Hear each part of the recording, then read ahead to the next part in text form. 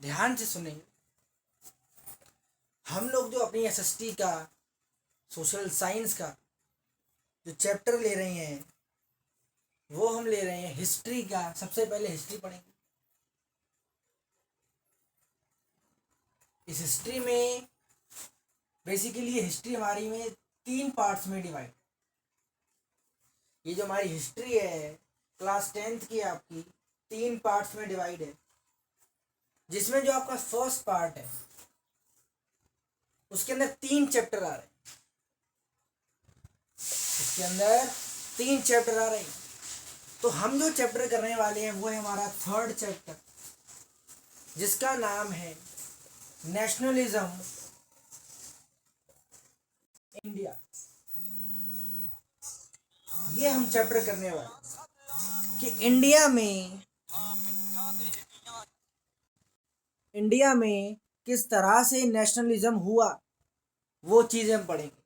इस nationalism in India को हम बेसिकली कहते हैं हिंदी में भारत में राष्ट्रवाद। इस चैप्टर का हिंदी में नाम क्या है? भारत में राष्ट्रवाद। अब ध्यान से सुनना। हम लोग ये जानते हैं कि हमारा जो इंडिया है वो बेसिकली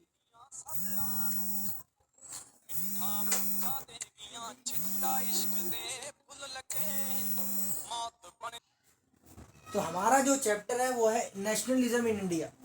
कि हम जानते हैं कि हमारा जो इंडिया है वो अंग्रेज़ों का 200 साल तक गुलाम रहा है, उसकी गुलामी करी है। फिर उसके बाद हमें आज़ादी मिली। तो उन 200 साल तक तो हमने गुलामी करी।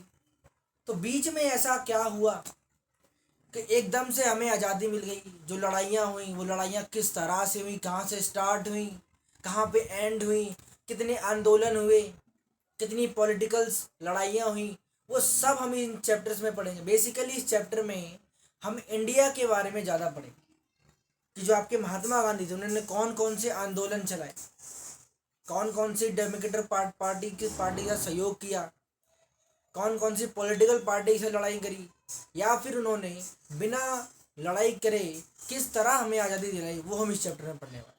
क्लियर है? तो चैप्टर शुरू कर रहे हैं हम लोग अपना नेशनलिज्म इन इंडिया। ध्यान से सुनो। जो चीज़ें मैं आपको बताऊंगा वो बेसिकली आपके एनसीईआरटी की लाइन बाय लाइन से आपको बताया जाए। तो ध्यान से सुनो।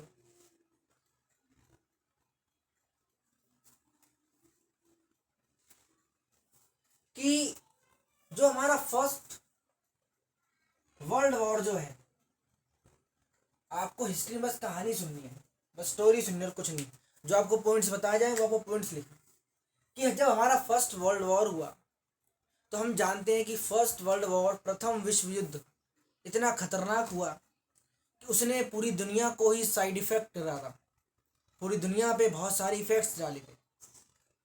तो कुछ जो इफेक्ट्स हैं वो हमारी इंडिया पे भी पड़े थे। कुछ इफेक्ट्स हमारे इंडिया पे भी पड़े थे, कुछ यूरोप पे पड़े, कुछ कहीं पड़े। मतलब बेसिकली सारे दुनिया में इसके इफेक्ट्स पड़े थे। जो इंडिया पे जो फर्स्ट वर्ल्ड वॉर का इफेक्ट पड़ा, उसने बेसिकली इकोनॉमिकल और पॉलिटिकल, इकोनॉमिकल को हम हिंदी में कहते हैं आर्थिक, पॉलिटिकल को हम कहते हैं राजनीतिक। प्रथम विश्व युद्ध ने इंडिया को आर्थिक और राजनीतिक 2 तरह से प्रभावित किया। आर्थिक का मतलब होता है, इकोनॉमिकल का मतलब होता है पैसे से। क्लियर है? आर्थिक का मतलब होता है पैसे से। किस तरह पैसे से हमें इफेक्ट पड़ा वो हमें पता चलता है किससे? इकोनॉमिक्स से। पॉलिटिकल मतलब राजनीतिक से, किस तरह राजनीतिक पार्टियों को इफेक्ट हुआ वो हम इसमें पढ़ेंगे। बेसिकली अगर मान लो आपसे एमसीक्यू में पूछ ले कि जो फर्स्ट वर्ल्ड वॉर हुआ उसने इंडिया पे क्या क्या इफेक्ट डाला, तो आप बताएंगे कि फर्स्ट वर्ल्ड वॉर ने इंडिया पे इकोनॉमिकल और पॉलिटिकल इफेक्ट डाला। इसमें क्या क्या इफेक्ट हुआ, पॉइंट्स लिखेंगे। पहला कि जो इंडिया का डिफेंस एक्सपेंडिचर जो है, डिफेंस का मतलब होता है रक्षा। डिफेंस का मतलब होता है ना, हम लोग डिफेंस, डिफेंस एकेडमी, रक्षा एकेडमी, यानी हमें रक्षा के लिए। तो कोई भी देश है, अगर वहाँ सैनिक काम कर रहे हैं तो हमें उन्हें सैलरी देनी पड़ेगी, उनके खर्चे उठाने पड़ेंगे। तो क्या हुआ, डिफेंस एक्सपेंडिचर, यानी उस देश की रक्षा के लिए जो एक्सपेंडिचर होते थे वो इन्हें एकदम से इंक्रीज हो गए।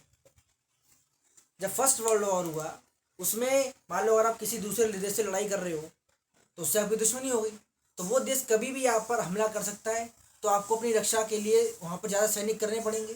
अगर वहाँ ज़्यादा सैनिक भेजोगे तो उनको और ज़्यादा सैलरी देनी पड़ेगी, और ज़्यादा खर्चे बढ़ेंगे, जिस वजह से हमारे क्या हुआ, डिफेंस एक्सपेंडिचर बढ़ गया। क्या क्लियर हुआ यहाँ तक?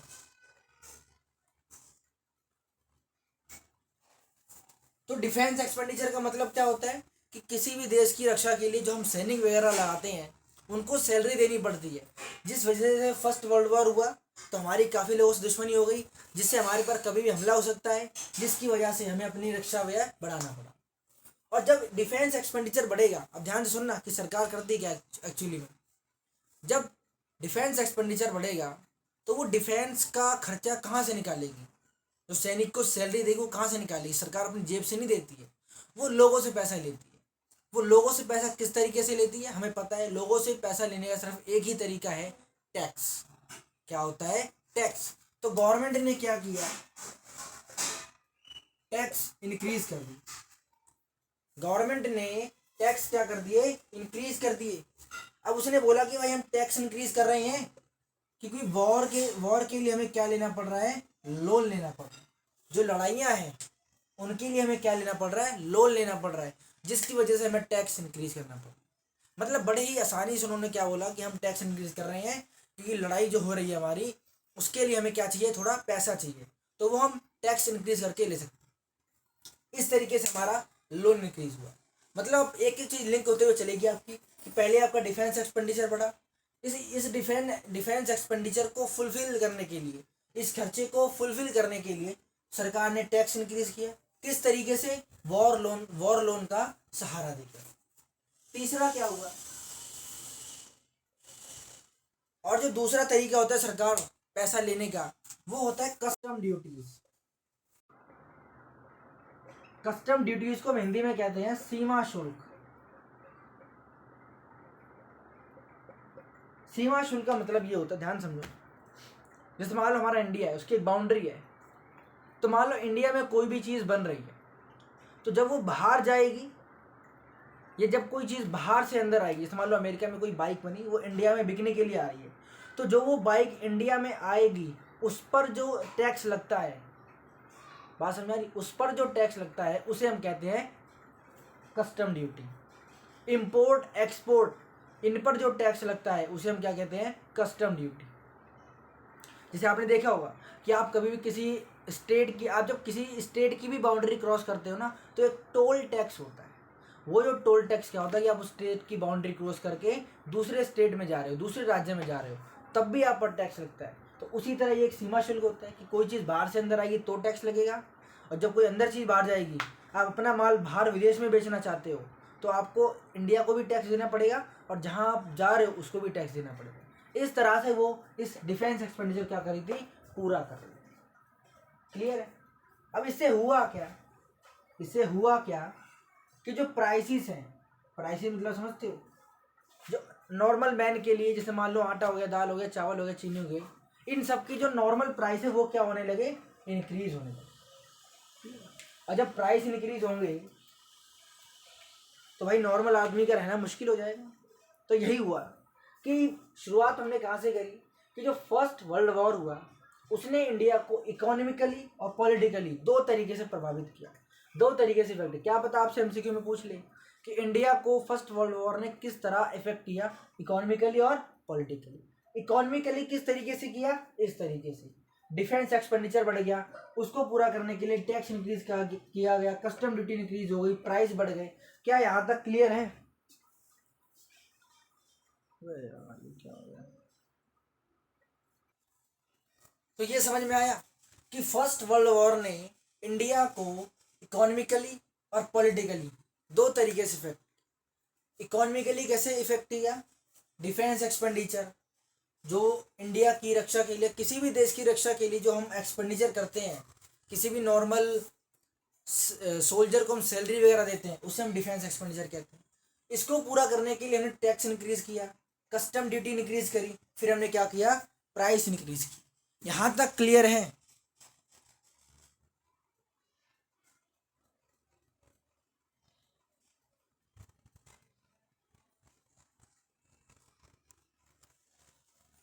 अब जैसा आपको बताया कि फर्स्ट वर्ल्ड वॉर के दौरान कस्टम ड्यूटी इंक्रीज हुई, टैक्स इंक्रीज हुए, प्राइस इंक्रीज हुई।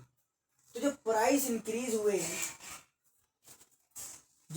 इंक्रीज हुए तो 1913 से 1918 के बीच तक, इन इन दोनों साल के बीच जो प्राइसेस आपने इंक्रीज करे थे वो 2 गुना हो गए थे, यानी डबल हो गए। मतलब अभी तक जो चीज़ हमें 100 रुपए की मिल रही थी, अब इस साल के बीच में वो 200 रुपए की हो गई। चीज़ डबल हो गई थी, प्राइस क्या हो गया था? डबल हो गया। क्लियर?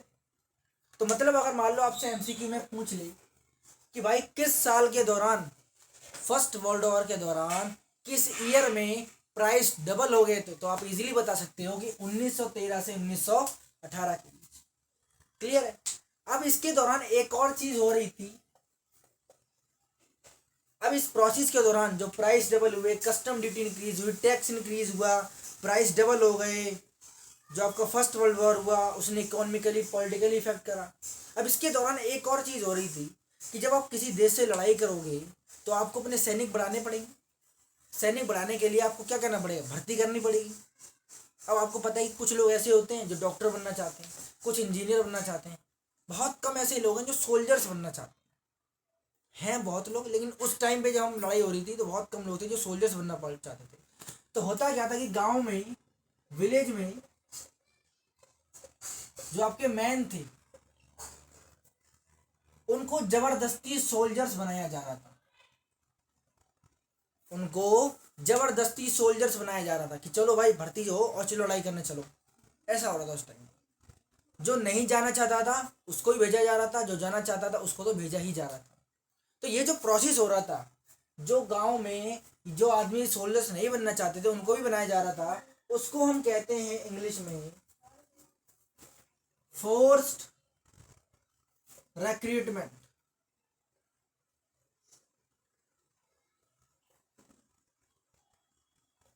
इसे हम हिंदी में कहते हैं जबरन भर्ती।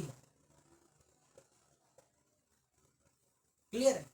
फोर्स्ड रिक्रूटमेंट यानी जो जबरन भर्ती, से हम हिंदी में कहते हैं जबरन भर्ती। मान लो और आपसे पूछ ले एमसीक्यू में या फिर 1 नंबर का डेफिनेशन आ जाए कि जबरन भर्ती अगर फोर्स रिक्रूटमेंट से क्या मतलब है, तो आप बता सकते हो कि गांव में वो लोग जो आर्मी में या सोल्जर नहीं बनना चाहते थे उनको भी बनाया जा रहा था जबरदस्ती, उसे हम क्या कहते हैं?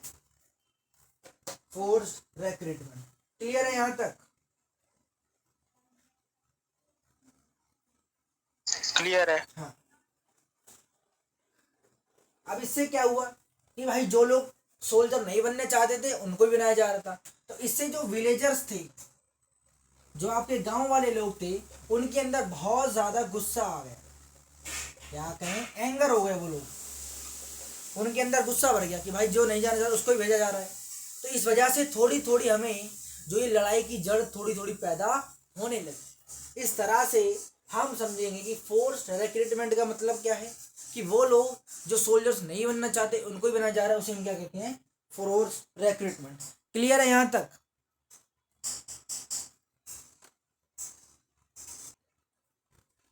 कि अब जब ये जबरन भर्ती वाला काम चल रहा था, डिफेंस एक्सपेंडिचर हो रहा था, इकोनॉमिकली पॉलिटिकली इफेक्ट हो रहा था, तो उस दौरान क्या हुआ कि 1918, 1980 से 1990 और 1920 से 1921 तक, इन 4 सालों में जो फार्मर्स ने जो अपनी क्रॉप उगाई थी, फसल उगाई थी, वो क्या हो गई थी? डिस्ट्रॉय, क्या कहें, खराब हो गई। क्लियर है? इन 4 सालों में जो किसानों ने क्रॉप उगाई वो फसल क्या हो गई? खराब हो गई। अब जब फसल खराब हो जाएगी, जैसे मान लो गेहूं उगाया, तो जब गेहूं उगाया, जब गेहूं ही खराब हो गया तो क्या आगे हमें गेहूं मिलेगा? क्या हमें सिटीज़ वगैरह में गेहूं मिलेगा आके?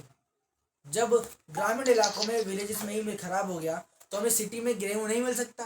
जब गेहूं नहीं मिलेगा तो हमें आटा नहीं मिलेगा। ठीक है,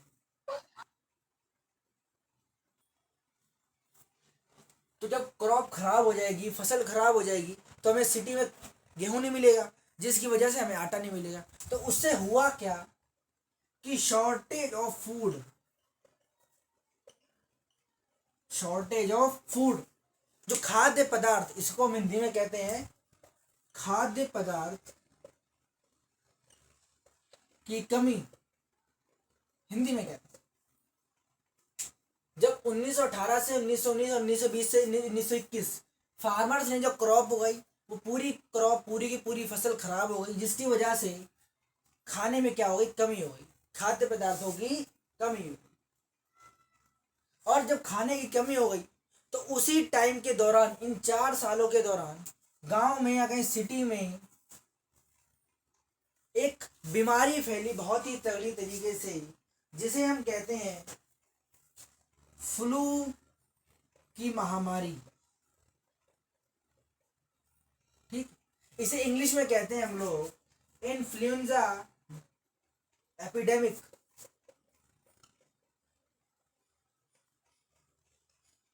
अब ध्यान से समझना कैसे लिंक चीजें हो रही हैं। किसानों ने फसल उगाई, फसल पूरी की पूरी खराब। जब फसल पूरी की पूरी खराब हो गई तो खाने की कमी, जब लोगों को खाने नहीं मिलेगा, जब बॉडी में एनर्जी नहीं मिलेगी, तो वो कहीं ना किसी बीमारी का शिकार हो जाएगा। और उसी टाइम लोगों में क्या? फ्लू की महामारी, इसे इंग्लिश में कहते हैं इन्फ्लुएंजा एपिडेमिक।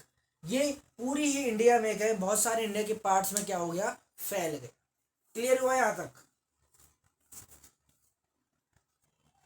अब ध्यान सुन, मैंने आपको बताया कि 1918 से 19 तक और 1920 से 21 तक, इन 4 सालों में फार्मर्स ने क्या कर अपनी क्रॉप्स उगाई, वो खराब हुई, शॉर्टेज ऑफ फूड हुई, और फ्लू की महामारी, इन्फ्लुएंजा एपिडेमिक क्या वो पूरे देश में फैल गया। अब मुझे ये बता, अब इसी साल के दौरान ही तो वो इन्फ्लुएंजा एपिडेमिक, या हम इसे हिंदी में कहते हैं फ्लू की महामारी, इन 4 सालों के दौरान ही तो ये आई थी ना, क्योंकि जब क्रॉप खत्म हुई, खाने की कमी हुई, तब ये महामारी आई थी। तो 1921 1921 के सेंसस के अकॉर्डिंग, सेंसस को हिंदी में कहते हैं जनगणना, 1921 के सेंसस के अकॉर्डिंग 120 से 130 लाख लोग इस प्रॉब्लम, इन्फ्लुएंजा एपिडेमिक, फ्लू की महामारी से खत्म हुए थे, लोग मारे गए थे। अब चीजें लिंक कैसे हो रही देखो, इन 4 सालों के बीच में ये प्रॉब्लम आई, ये फ्लू की महामारी आई, और इन 4 साल में ही 120 से 130 लोग खत्म हो गए 1921 के सेंसस के अकॉर्डिंग। क्लियर है यहां तक?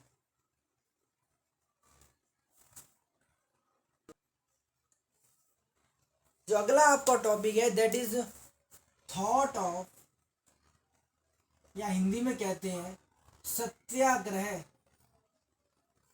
का विचार। थॉट ऑफ सत्याग्रह, इंग्लिश में सेम टॉपिक है, सत्याग्रह का विचार और थॉट ऑफ सत्याग्रह। ध्यान से सुनना कि जो आपके गांधी जी हैं, महात्मा गांधी, वो जनवरी 1915 में इंडिया में लौटे थे। ठीक, जनवरी 1915 में इंडिया में लौटे थे। इससे पहले वो साउथ अफ्रीका में रहते थे, अगर आपको पता हो, बेसिक चीजें हैं सारी। इंडिया में 1915 में लेटे थे, जिससे पहले वो कहाँ रहते थे? South Africa. वहाँ साउथ अफ्रीका में, वहाँ पर उन्होंने, वहाँ की जो सरकार थी साउथ अफ्रीका की, बेसिकली वो लोगों से नस्ल भेदी या कहें रंग भेद की नीति पर काम करते थे। मान लो जो काला है उसके पास काले जैसा बिहेवियर करते थे, जो गोरा है उससे गोरा जैसे बिहेवियर करते थे, तो रंग भेद की नीति थी। तो वहाँ की जो सरकार थी, गांधी जी ने वहाँ पर उस रंग भेद जैसी सरकार से एक नए तरह के आंदोलन, एक नए तरह का आंदोलन। आंदोलन का जब हम वर्ड सुनते हैं ना तो बेसिकली मतलब होता है लड़ाई मार काट, ये मतलब होता है आंदोलन का। लेकिन यहाँ पर गांधी जी ने क्या किया, वहाँ पर बिना लड़ाई करे, बिना गोलियां चले, बिना डंडे चले, वहाँ की सरकार से बड़ी शांति से उन्होंने क्या लिया था, लोहा लिया। बड़ी शांति से एक नए मेथड से, न्यू वे से क्या लिया था उन्होंने, आयरन लिया। जो आपका ये न्यू वे था कि बिना लड़ाई करे, बिना झगड़ा करे, बिना लड़ाई करे और बिना झगड़ा करे जो हम ये लोहा वगैरह ले रहे हैं, इस वे को हम कहते हैं सत्याग्रह। क्या कहते हैं इसे, सत्याग्रह। तो ध्यान से सुनना कि सत्याग्रह का मतलब क्या होता है। सत्याग्रह का मतलब होता है कि पावर ऑफ ट्रुथ। क्या मतलब होता है इसका, power of truth and way to truth. अब ध्यान से, सत्याग्रह का डेफिनेशन आपसे पेपर में पूछ सकता है। ये कहता है सत्याग्रह कि अगर आपका थॉट, आपका विचार सच्चा है, जो आप कर रहे हो वो बिल्कुल ठीक है, जो आपका उद्देश्य है वो बिल्कुल सही है, तो आप बिना किसी लड़ाई के, बिना किसी डंडे के, बिना किसी चीज़ के आप अपने लक्ष्य को प्राप्त कर सकते हैं। अगर आपका उद्देश्य क्या है, सच्चा है, उसमें कोई गलत बात नहीं है, तो हम उसको, उस प्रोसेस को हम लोग क्या कहते हैं, सत्याग्रह। क्लियर हुआ कि सत्याग्रह क्या मतलब क्या होता है। कि जब आपकी गांधी जी इंडिया में लौटे तो उन्होंने साउथ अफ्रीका में कौन सा आंदोलन चलाया था, सत्याग्रह आंदोलन, जिसकी हेल्प से इन्होंने वहां पर क्या लिया था, एक लोहा लिया था। तो जब वो इंडिया में आए तो उन्होंने इंडिया में भी 3 जगह पर, 3 प्लेसेस पर ये आपका सत्याग्रह आंदोलन चलाया था। ठीक, आपसे पेपर में पूछ सकता है कि गांधी जी ने इंडिया में कितनी जगह पर ये सत्याग्रह आंदोलन चलाया था, तो आप बताएंगे 3 जगह। अब वो 3 प्लेसेस क्या थी वो हम समझते हैं। सबसे पहले नंबर पे था 1916 में, गांधी जी लौटे कब थे इंडिया से, वो साउथ अफ्रीका से 1915 में, यानी 1 साल के अंदर इन्होंने ये आंदोलन चला दिया। ये आंदोलन आपका चला था चंपारण में। चंपारण में, ये चंपारण कहाँ पर है, बिहार में है।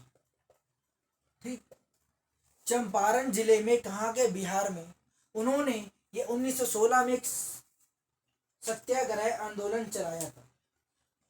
ठीक, इन्होंने यहाँ पर जो बागान व्यवस्था, ठीक है, नॉर्मली जो फार्मर्स होते हैं, ठीक है, उस टाइम पे फार्मर्स के साथ काफ़ी सारी प्रॉब्लम्स होती थी कि उन्हें शुल्क देना पड़ेगा, टैक्स देना पड़ेगा। अगर मान लो कहीं खेती कर रहे हैं तो पहले उन्हें इतना % अंग्रेजों को देना पड़ेगा, फिर वो इतना % अपने पास रख सकते हैं, इतना % उन्हें टैक्स देना पड़ेगा।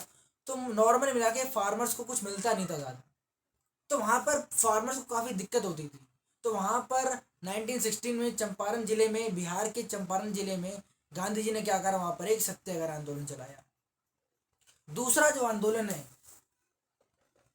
1917 में, ये इन्होंने गुजरात में चलाया। गुजरात में कहाँ पर, खेड़ा जिला, खेड़ा डिस्ट्रिक्ट। गुजरात के खेड़े जिले में इन्होंने क्या करा, ये चलाया आंदोलन। यहाँ पर उन्होंने किसके हेल्प से चलाया, हुआ ये कि गुजरात में जो किसानों ने फसल उगाई थी, गुजरात में किसानों ने जो फसल उगाई थी, उनकी फसल पूरी क्या हो गई थी, खराब हो गई। पूरी की पूरी फसल खराब हो गई, कुछ नहीं बचा था, ना किसानों को कुछ ज़्यादा प्रॉफिट हुआ ही नहीं, क्योंकि सारी पूरी फसल खराब हो गई।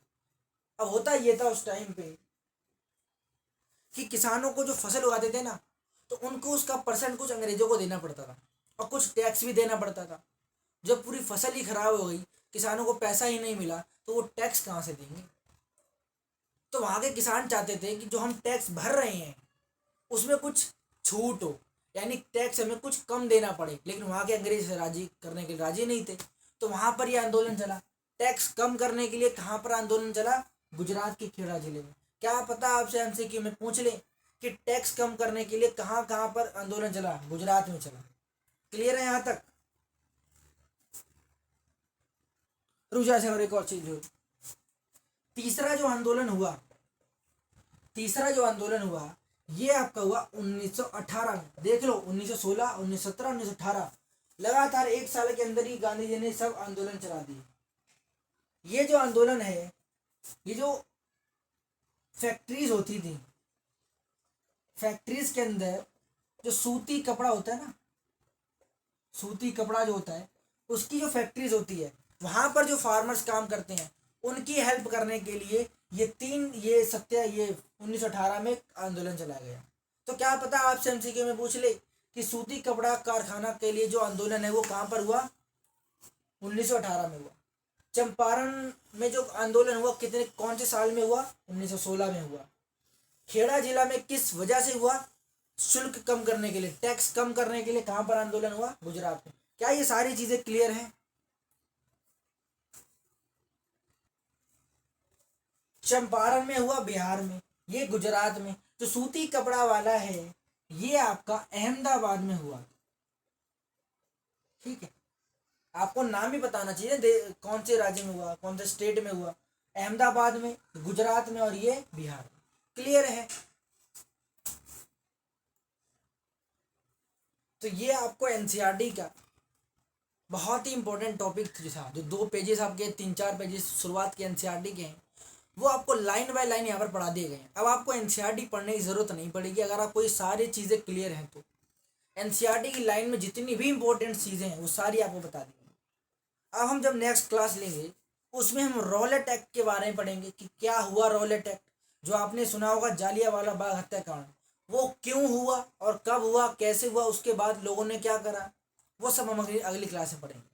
ठीक है।